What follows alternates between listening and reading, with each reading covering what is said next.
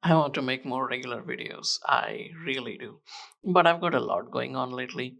Between focusing on my job, which helps me put food on the table for my family, taking some time out for the set family, and of course, gaming, it's hard for me to make time for this. But in the recent past days, I happened to stumble upon this video which has brought me back here. Oh, and also this one recent controversy which we'll be talking about later in this video. So, Gerald Dulay, I hope I'm saying his name right, who runs the Sungrand Studios channel, recently dropped this banger of a video.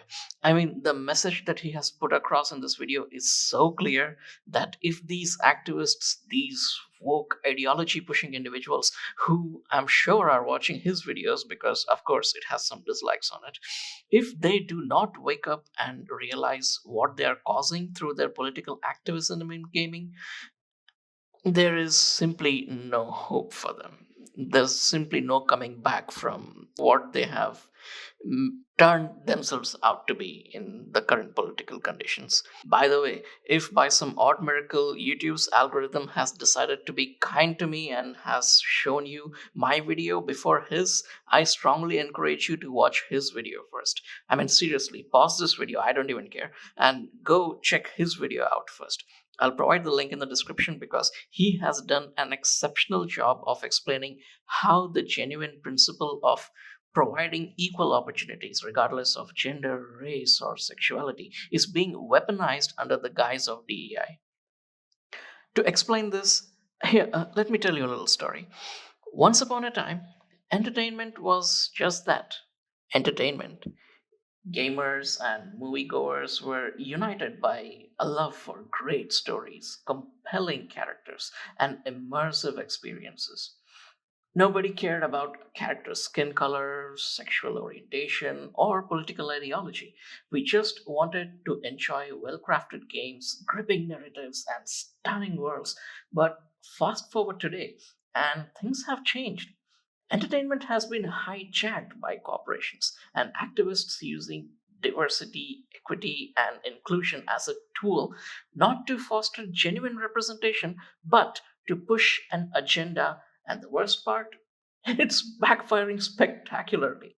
Back in the 90s and early 2000s, diversity in entertainment happened naturally. We had iconic characters like Blade, Ripley from the Aliens franchise, Barrett from Final Fantasy VII. These characters were beloved because they were well written and fit seamlessly into their stories. No one felt forced to like them based on their identity. They were simply great characters. But something changed. Today, many entertainment giants, gaming studios, Hollywood, even comic book publishers seem more focused on checking identity boxes than crafting compelling narratives.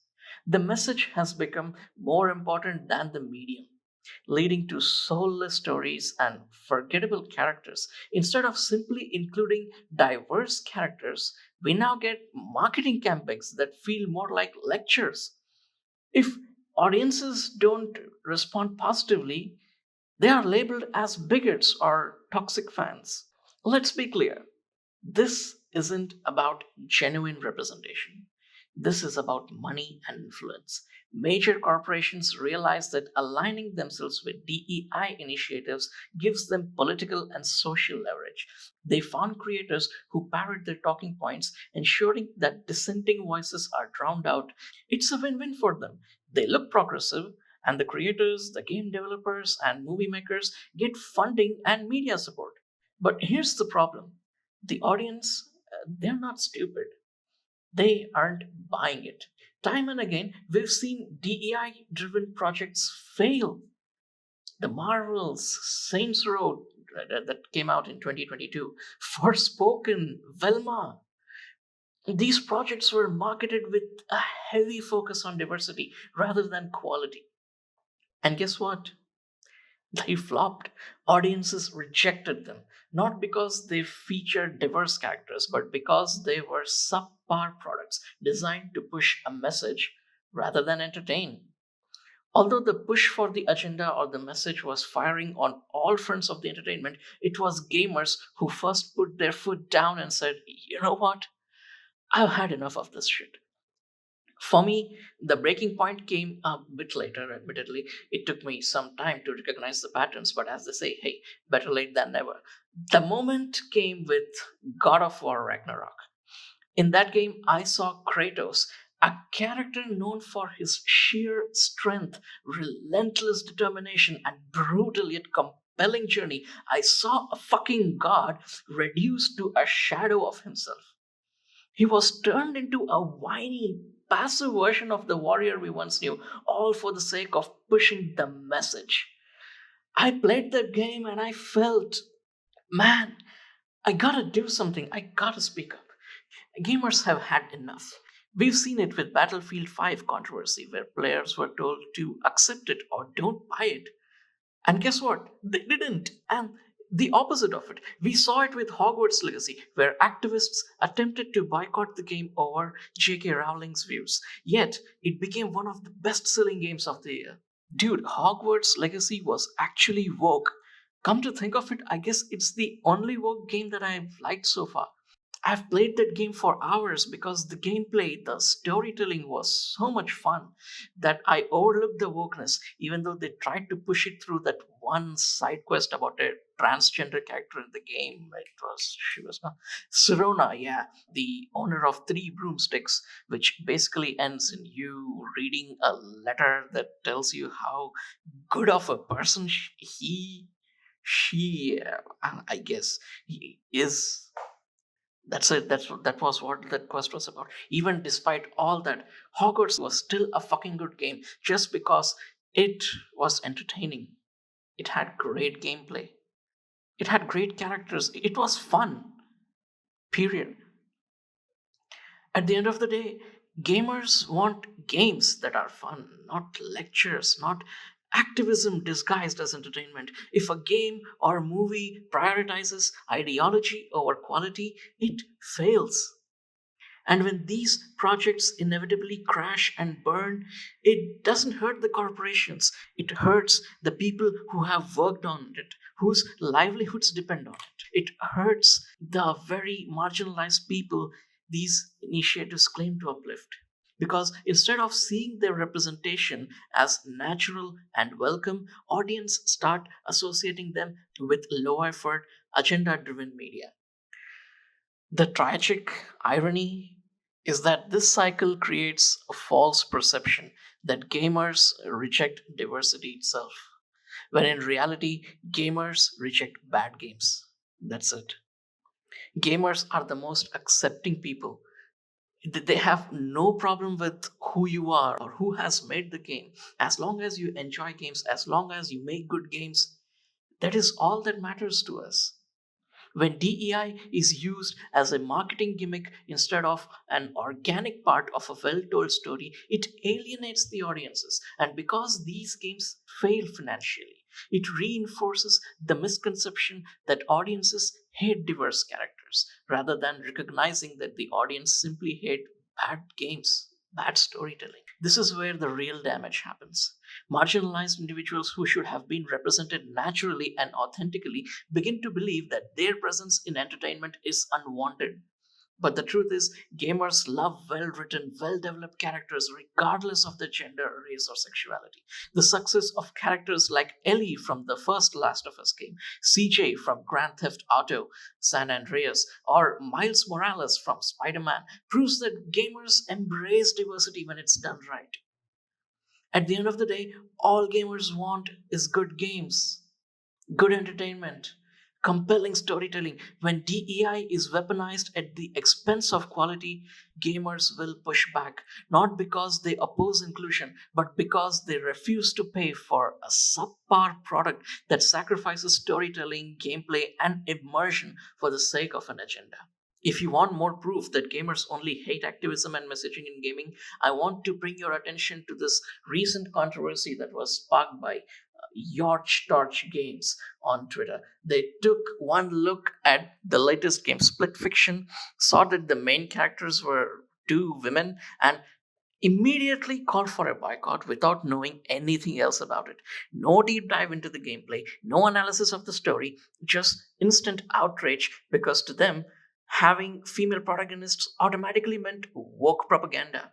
Yet, gamers came together to defend the game because Split Fiction is genuinely a good game. For example, here's what SmashJT had to say about this. Split Fiction may just be my favorite game that I've played so far in 2025. And that's saying something because there have been some bangers so far. But holy crap, has there been some strange takes from certain individuals in the gaming community? He's doubling down on his take that Split Fiction is a feminist propaganda game. And you shouldn't play it because girls equal woke. And yeah, that's really all he's got on it. After nearly 7 hours of playing the game with Hypnotic on live streams myself so far, I can personally say confidently that I am completely addicted to this game. While DEI activists have been pushing identity politics in gaming, some anti woke voices have started reacting just as irrationally, rejecting any game with diverse characters before even engaging with its content. This is a dangerous cycle, and gaming is suffering because of it.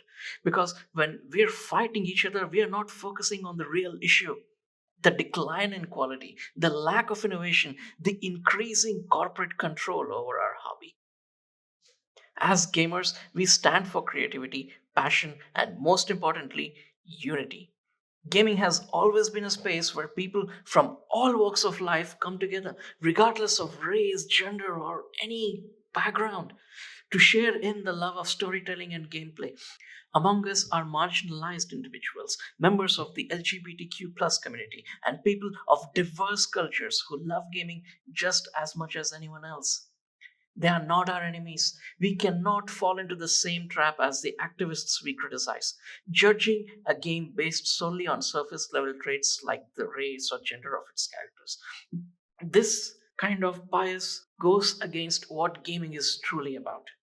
The moment we start rejecting games at the first glance without considering the quality or intent, we become no different from those who push the ideological agenda into our hobby. As a father once told his son, we must be better. Gamers are not defined by division, we are defined by our shared love for this art form. Let's stand for that above all else. And so I want to end this video on the same note as Jarell. I want you, my fellow gamers, to rise up and make your voice heard. Speak out against this DEI infestation in gaming and let's take back our beloved hobby. I mean, look at me. I've got no webcam, no flashy intros. I got no mic for crying out loud. I'm just using my goddamn phone to record this. My point is, hey, if I can do it, you can too. If nothing else, at least I hope this motivates you to pursue what you love. If you reached this far in this video, give me a like, a comment, a subscribe. Dislike if you didn't, because hey, it's all good, fam. Peace.